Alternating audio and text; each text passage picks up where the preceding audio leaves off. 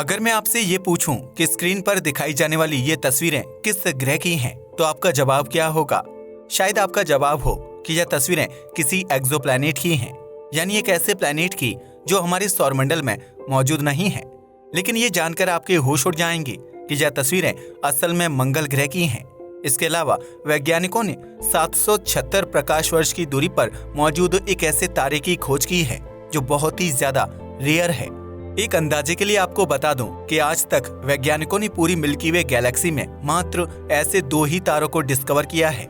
आखिर इस तारे में इतना क्या खास है, जानेंगे आज के इस वीडियो में। तो बिना समय गवाए आइए शुरू करते हैं। हमारी आज की साइंस की अंडरस्टैंडिंग ये कहती है कि अगर कोई ऑब्जेक्ट किसी तारे का चक्कर लगा रहा है तो या तो वो कोई उल्कापिंड होगा या फिर कोई ग्रह। इसका उदाहरण देखने के लिए आपको कहीं दूर नहीं बल्कि अपने ही सोलर सिस्टम में मौजूद ऑब्जेक्ट्स को देखना है।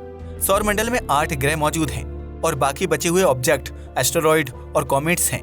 ये सारे ही ऑब्जेक्ट अपने होस्ट तारे के मुकाबले ठंडे होते हैं।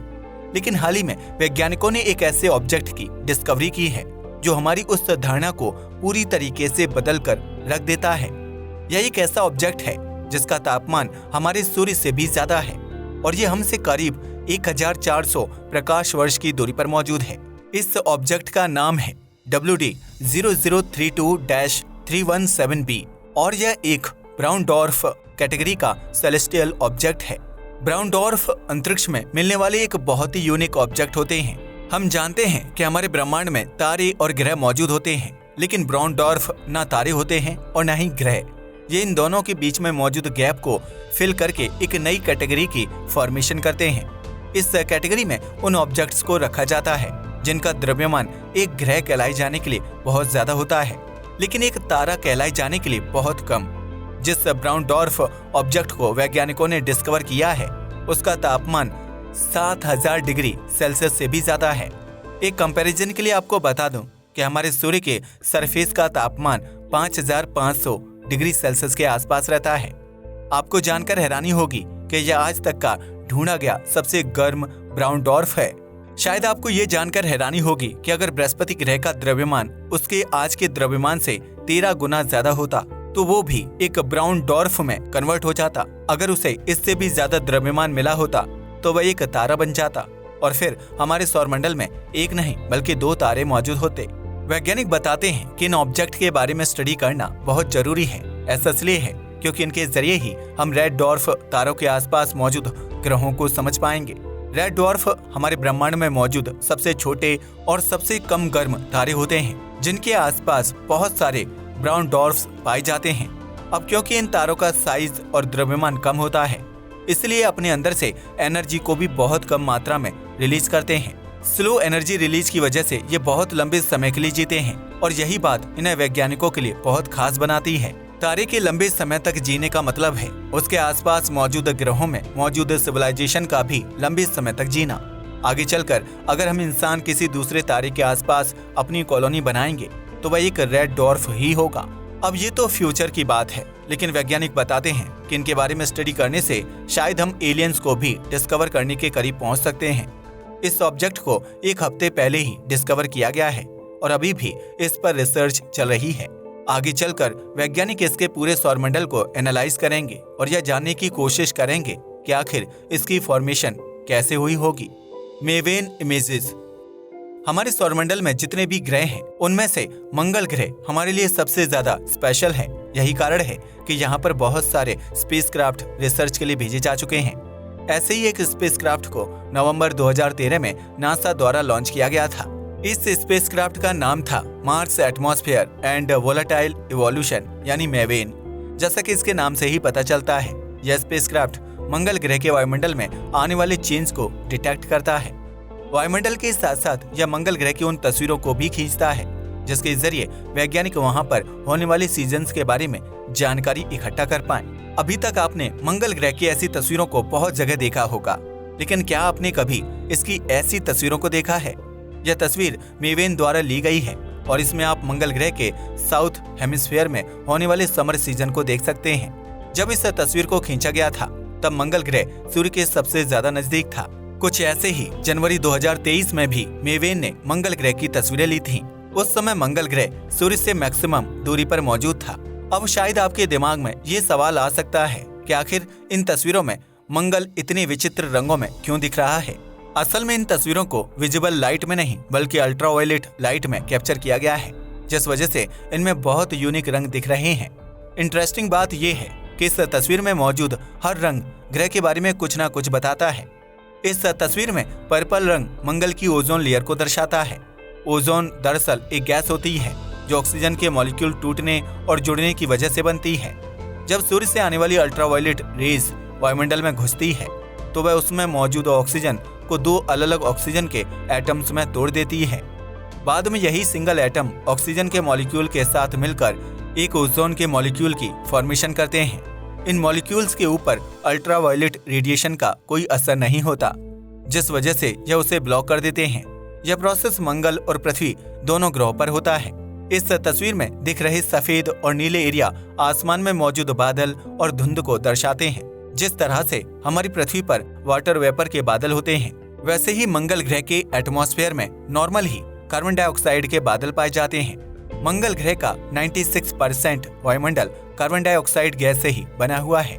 एक कंपैरिजन के लिए आपको बता दूं कि इस गैस की मात्रा हमारी पृथ्वी पर 1% भी नहीं है। खैर, अंत में तस्वीर में दिख रहे हरे एरिया मंगल ग्रह की सतह को दर्शाते हैं। वैज्ञानिक बताते हैं कि इस वेवलेंथ में मंगल ग्रह की स्टडी करने से उन्हें बहुत सारी ऐसी चीजें पता चल पाती हैं जो नॉर्मली नहीं पता लगाई जा सकती। बिल्कुल हमारी पृथ्वी की तरह ही मंगल ग्रह भी अपने एक्सिस पर थोड़ा सा झुका हुआ है, जिस वजह से यहाँ पर अलग अलग तरह के सीजन देखने को मिलते हैं। लेकिन क्योंकि मंगल ग्रह का एक साल हमारी पृथ्वी के एक साल से ऑलमोस्ट दोगुना होता है, इसलिए यहाँ पर होने वाली सीजन्स की लंबाई भी दोगुना होती है। अगर आपको नहीं पता तो बता दूं कि मंगल को सूर्य का एक चक्कर लगाने में 687 दिनों का समय लगता है। मेवेन द्वारा कलेक्ट किए गए डेटा से वैज्ञानिकों ने पता लगाया है कि जब भी मंगल ग्रह पर गर्मी का सीजन आता है तो यहाँ पर मौजूद कार्बन डाइऑक्साइड बर्फ से गैस में कन्वर्ट हो जाती है। यह कार्बन डाइऑक्साइड बाद में वायुमंडल में इकट्ठा होकर उसकी थिकनेस को बढ़ाती है। वायुमंडल के मोटा होने की वजह से ग्रह के अंदर मौजूद गैस उसके अंदर ही रहती है और अंतरिक्ष में नहीं जा पाती। यही कारण है कि वैज्ञानिक हैबिटेबल प्लैनेट्स को ढूंढते समय भी एक मोटे एटमॉस्फेयर वाले ग्रह की तलाश में रहते हैं। A newly found star forming a new category of stars. वैज्ञानिक अंतरिक्ष में रोज ही किसी न किसी नए तारे की डिस्कवरी करते रहते हैं, लेकिन इनमें से ज्यादातर तारे ऐसी कैटेगरी के होते हैं जिन्हें वैज्ञानिक बहुत पहले ही डिस्कवर कर चुके होते हैं। लेकिन हाल ही में वैज्ञानिकों ने एक ऐसे तारे की खोज की है जो इतना ज्यादा यूनिक है कि उसकी वजह से तारों की एक नई कैटेगरी की फॉर्मेशन हो गई है। यह तारा हमसे 773 प्रकाश वर्ष की दूरी पर मौजूद है और उसका नाम है J1912-4410। वैज्ञानिक बताते हैं कि यह एक व्हाइट डॉर्फ पल्सर कैटेगरी का तारा है जो इतना ज्यादा यूनिक है कि ऐसे मात्र 2 ही तारे हमारी पूरी गैलेक्सी में डिस्कवर किए गए हैं। वैज्ञानिक बताते हैं कि इन तारों की मैग्नेटिक फील्ड बहुत ही ज्यादा स्ट्रॉन्ग होती है। कंपैरिजन के लिए आपको बता दूं कि एक व्हाइट डॉर्फ तारे की मैग्नेटिक फील्ड सूर्य की मैग्नेटिक फील्ड से 10 लाख गुना तक स्ट्रॉन्ग हो सकती है। इससे भी ज्यादा चौंकाने वाली बात यह है कि यह तारे बिल्कुल उसी तरीके से मैग्नेटिक फील्ड को प्रोड्यूस करते हैं जिस तरह से हमारी पृथ्वी में मैग्नेटिक फील्ड प्रोड्यूस होती है। इसे डायनेमो मॉडल कहा जाता है। और आइए जानते हैं कि आखिर इस तरीके से मैग्नेटिक फील्ड कैसे प्रोड्यूस होती है। ज्यादातर ग्रहों के कोर में कोई ना कोई मेटल मौजूद होता है, बिल्कुल हमारी पृथ्वी की तरह।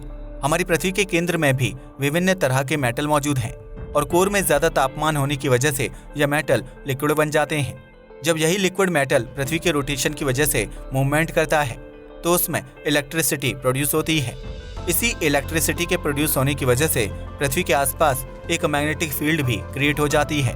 जेम्स क्लर्क मैक्सवेल नाम के एक बहुत ही फेमस वैज्ञानिक ने यह बताया था कि इलेक्ट्रिसिटी और मैग्नेटिज्म 2 अलग अलग फोर्स नहीं है, बल्कि यह एक ही सिक्के के 2 पहलू हैं। वहीं से इलेक्ट्रोमैग्नेटिज्म शब्द का इन्वेंशन हुआ था, जो यह दर्शाता है कि यह दोनों अलग अलग नहीं बल्कि एक ही चीजें हैं। यही कारण है कि कोर में इलेक्ट्रिसिटी प्रोड्यूस होने की वजह से मैग्नेटिक फील्ड भी जनरेट हो जाती है। 2016 में वैज्ञानिकों ने पहले व्हाइट डॉर्फ पल्सर तारे की खोज की थी, जिसका नाम था AR स्कॉर्पियाई। यह एक नॉर्मल पल्सर तारे से बहुत यूनिक था और यही कारण है कि वैज्ञानिकों ने इस पर ज्यादा से ज्यादा रिसर्च करने की कोशिश की। बाद में उन्हें यह पता चला कि यह तारा एक बाइनरी सिस्टम में है, और इसका कंपेनियन एक रेड डॉर्फ तारा है। AR स्कॉर्पियाई उस रेड डॉर्फ तारे के मैटर को खींचकर अपनी रोटेशन स्पीड को बढ़ा रहा था। इसी रोटेशनल स्पीड की वजह से उसके आसपास एक स्ट्रॉन्ग मैग्नेटिक फील्ड भी क्रिएट हो रही थी।